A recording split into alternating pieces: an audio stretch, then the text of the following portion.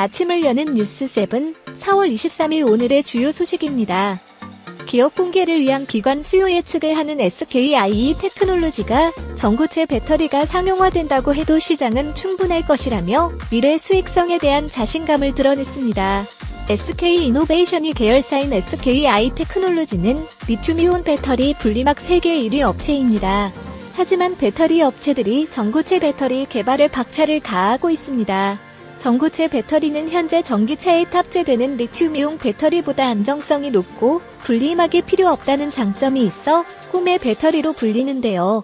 전고체 배터리가 상용화돼도 수익성에 문제 없다는 SKI 테크놀로지의 자신감은 무엇일까요? 콘텐츠 경쟁을 펼치고 있는 네이버와 카카오가 나란히 미국 증시 상장 계획을 내비쳐 또 한 번 맞붙을 전망입니다. 박상진 네이버 최고 재무책임자는 최근 블룸버그 통신과의 인터뷰에서 네이버 웹툰의 미국 증시 상장도 검토하고 있다고 밝혔습니다.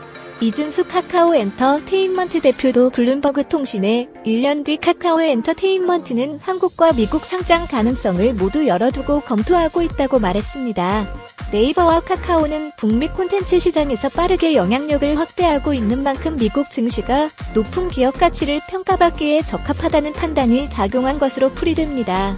포털, 메신저, 이커머스 등 여러 분야에서 맞붙고 있는 네이버와 카카오 콘텐츠 사업에서는 누가 기업 가치를 더 끌어올릴까요?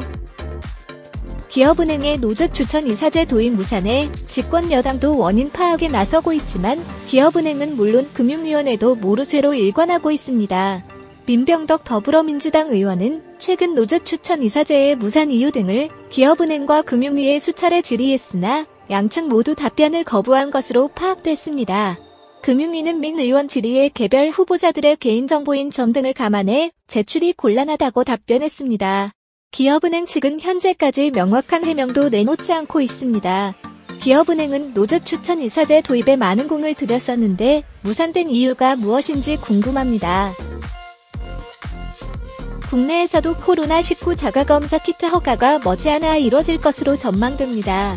당분간은 해외에서 승인을 받은 제품을 조건부로 허가하는 방식이 되겠지만 국내 자가검사 키트 개발도 속도를 높이고 있어 향후 자가검사 키트의 선택지도 넓어질 것으로 전망됩니다.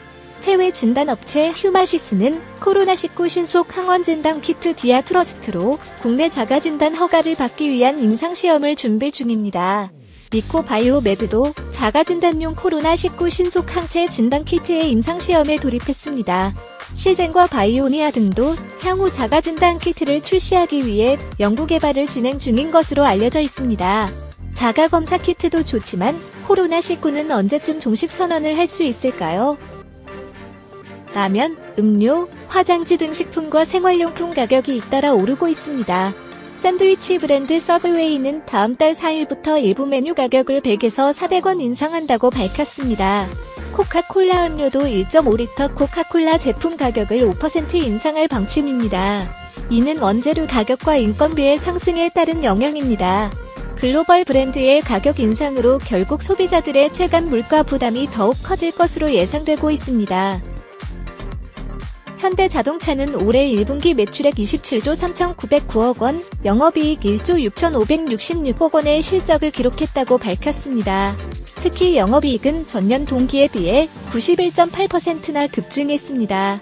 이 같은 실적 개선은 코로나19 기저효과가 반영된 결과로 분석됩니다.